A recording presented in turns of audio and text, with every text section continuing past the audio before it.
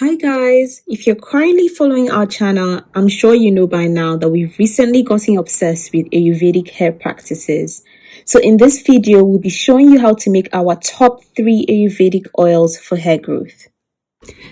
Ayurveda literally means a holistic approach to our health and well-being. It emphasizes on good health externally and internally, and the prevention of illnesses through your lifestyle practices and herbal remedies. In that sense, it's literally the maintaining of the health of our bodies and hair with herbal remedies like the use of plants. So these 3 top Ayurvedic oils all were derived from plants. So let's get into it.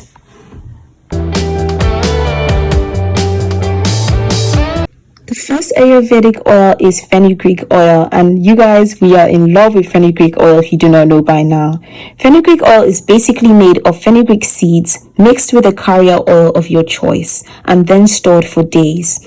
It is a well-known hair growth booster and it contains thickening properties. Aside from its amazing maple syrup scent, fenugreek has transformed our hair by making it a lot thicker and fuller.